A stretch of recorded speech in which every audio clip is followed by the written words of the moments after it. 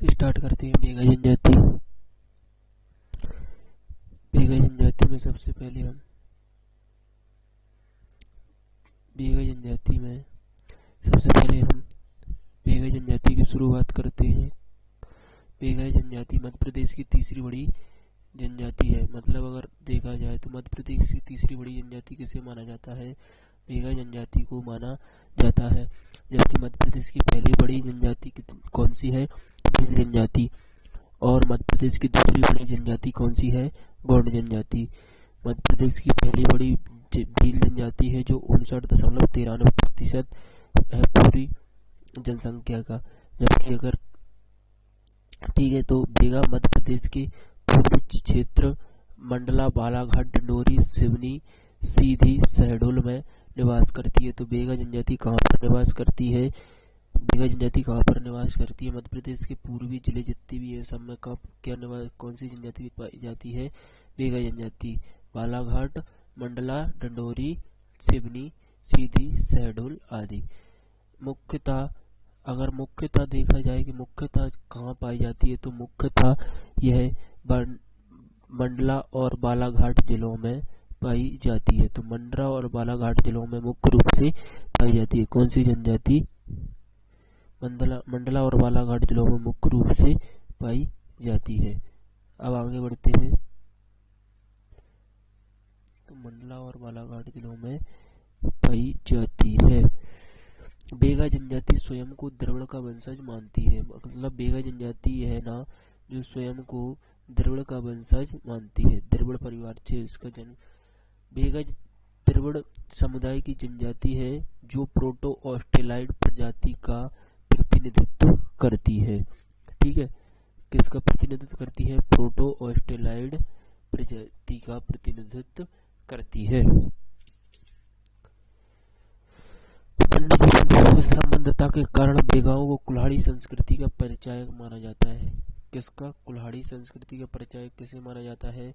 बेगा जनजाति को माना जाता है कुल्हाड़ी संस्कृति का परिचायक।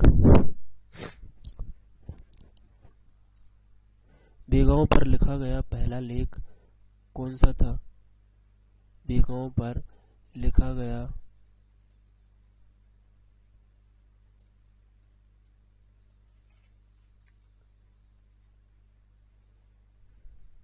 अब देखते हैं आगे। बेगाओं को कुल्हाड़ी संस्कृति का परिचायक माना जाता है। बेगा जनजाति मध्य प्रदेश की विशेष पिछड़ी जनजाति है जिससे भारत सरकार द्वारा पिछड़ी जनजाति घोषित किया गया है। भारत सरकार ने मध्य प्रदेश की 3 जनजातियों को पिछड़ी जनजाति घोषित किया है। किसको? बेगा, भारिया और सहरिया को। किसको? बेगा, भारिया और सहरिया को। कैप्टन जेम्स फॉर्सिथ ने बेगाओं पर पहला लेख लिखा गया था किंतु बेगा जनजाति मध्य प्रदेश की प्रथम प्रमाणिक अध्ययन किसने किया था? बेरियर एल्विन द्वारा 1939 में एक बुक लिखी गई थी द बेगा, जिसमें बेगा जनजाति का वर्णन किया गया है। आगे बात करते हैं। बेगा जनजाति का समाजशास्त्रीय अध्ययन बालाघाट जिले के संदर्भ में ज्यादा माना जाता है क्योंकि बेगा जनजाति मुख्य रूप से मंडला तथा बालाघाट जिले में पाई जाती है। कैप्टन जेम्स फॉर्सिथ द्वारा लिखी गई islands of central India book में बेगा जनजाति का मुख्य रूप से उल्लेख किया गया है। मुख्य रूप से उल्लेख किसका किया गया है? Highlands of central India book में, जो किसने लिखी थी? कैप्टन जेम्स फॉर्सिथ ने। जबकि बेगाओं पर लिखा गया पहला लेख किसने लिखा था? कैप्टन थॉमस ने लिखा था, किंतु उसका प्रथम बार प्रमाणिक अध्ययन किसने दिया था? बेरियर एल्विन ने 1939 में। कब? द बेगा नामक पुस्तक लिख के। बेगा जनजाति का मुख्य निवास स्थान बेगाचक क्षेत्र है। अगर बेगा जनजाति का देखा जाए कि मुख्य निवास स्थान क्षेत्र कौन सा है तो कौन सा है? बेगाचक क्षेत्र। तो बेगा जनजाति का मुख्य निवास स्थान कौन सा है? बेगाचक क्षेत्र है जो मध्य प्रदेश के मंडला जिले के अंतर्गत आता है, लेकिन यह वर्तमान में कहाँ चला गया है? डिंडोरी के अंतर्गत आने लगा है, क्योंकि मंडला से डिंडोरी क्या हो गया है? अलग हो गया है। भाषाई आधार पर बेगा जनजाति कोलार मुंडा समुदाय की सदस्य है। भाषाई आधार पर किसकी सदस्य है? कोलार मुंडा समुदाय की सदस्य है। मतलब इनकी भाषा कुछ विशेष टाइप की होती है। यह गौंड जनजाति के साथ रहने के उपरांत भी विवाहों को उनकी बोली के आधार पर पहचाना जा सकता है। मतलब अगर जे गौंड जनजाति के साथ रहे, ये अपने उनको भाई मानते हैं कि उनको गौंड जनजाति को, तो भाषाई आधार पर यह जनजाति कोलार मुंडा भाषा समूह की सदस्य है। अतः गौंड जनजाति के साथ रहने के उपरांत भी बेगाओं को आसानी से पहचाना जा सकता है। किस आधार पर? भाषाई आधार पर। ठीक है, आगे बात करते हैं बेगा शब्द का अर्थ क्या होता है। तो बेगा शब्द का अर्थ क्या होता है? बेगा शब्द का अर्थ होता है, बेगा शब्द का अर्थ क्या होता है? पुरोहित होता है। पुरोहित। बेगा शब्द का अर्थ क्या होता है? पुरोहित। इसलिए इस जनजाति को पांडा भी कहा जाता है। पांडा। क्या कहा जाता है? पांडा। पांडा किस जनजाति को कहा जाता है? बेगा जनजाति को, जो पुरोहित का कार्य करता है। जो पुरोहित का कार्य करता है उसे हम क्या कहते हैं? पांडा। अब क्या होगी? इसकी कुछ उपजातियां हैं। तो बेगा जनजाति की 6 उपजातियां होती है। सबसे पहले बिजवार। यह बेगा की जनजाति की सबसे विकसित उपजातियां है।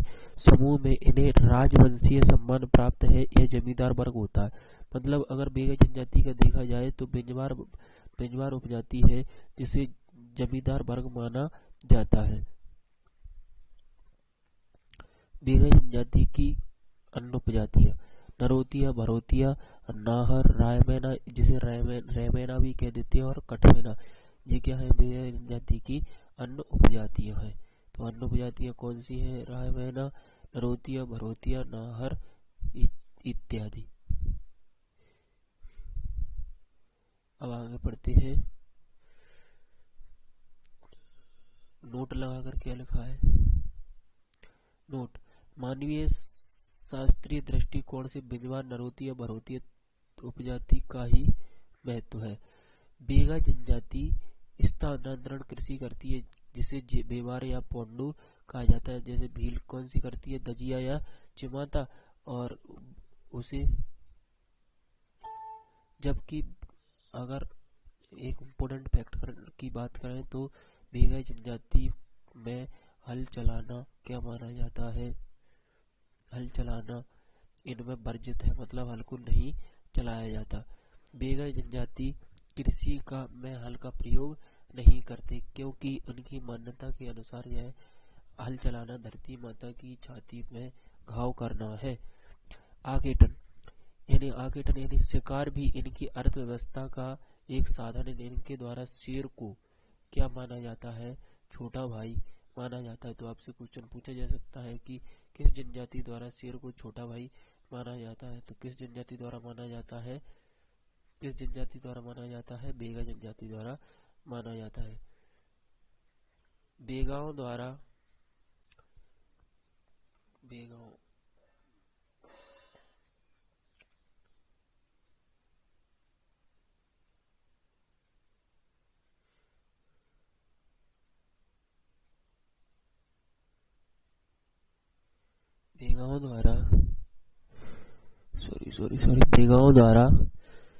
द्वारा चावल, बाजरा, मक्का और मोटे अनाज की खेती की जाती है। तो बेगाओं द्वारा किसकी खेती की जाती है? मोटे अनाज की खेती की जाती है। भोजन कौन से? बेगाओं का भोजन अनाज, कंदमूल, फल तथा मांस आदि। बासी भोजन क्या होता है? पिछले दिन का भोजन होता है। पेंच, मोटे अनाज एवं नमक का घोल। यह अतिथि स्वागत में भी दिया जाता है। जब कोई व्यक्ति बेगाओं के घर जाता है, मतलब सम्माननीय व्यक्ति जाता है, तो उसको अतिथि के स्वागत में क्या दिया जाता है? मोटे अनाज एवं नमक का घोल, जिसे हम क्या कहते हैं? पेंच भोजन भी कहते हैं। नोट। अतिथि स्वागत में पेंच से किया जाता है। मतलब पेंच से किसका स्वागत किया जाता है? अतिथियों का स्वागत किससे किया जाता है? पेंच से किया जाता है। बिहारी भोजन, यह क्या होता है? भोजन चावल एवं सब्जी का एक मिश्रण होता है जिसे क्या कहा जाता है? बिहारी भोजन कहा जाता है। पौधा या पौधा प्रथा, ये क्या है? इसको समझने की कोशिश करते हैं। तो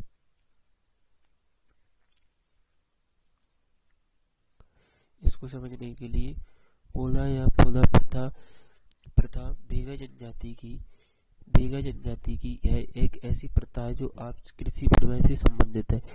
मतलब कि इस प्रथा में ऐसा होता है कि जिस व्यक्ति के पास जो सामान की कमी होती है वो तो दूसरे से ले लेता है, जबकि उसको जिसकी आवश्यकता नहीं होती वह दूसरे को दे देता है। तो इसे ही हम क्या कहते हैं? पौधा या पौधा प्रथा कहते हैं, जो किस जनजाति में पाई जाती है?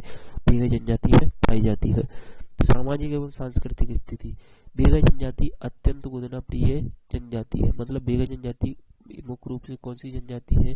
गोदना प्रिय जनजाति है। जैसे अगर मैं दिखाने की कोशिश करूं तो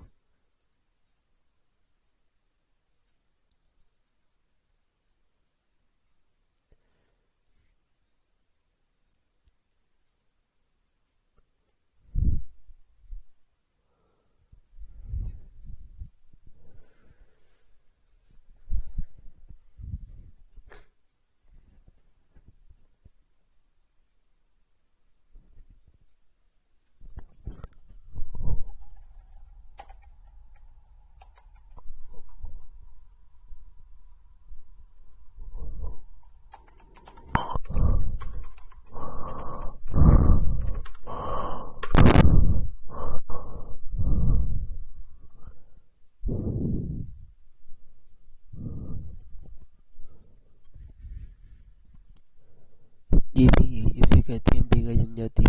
तो बेगा जनजाति मुख्य रूप से टैटू गोदन का कार्य भी करवाई जाती है। ये देखिए, इस प्रकार से बेगा जनजाति किसका कार्य? टैटू को दबाने का कार्य करती है।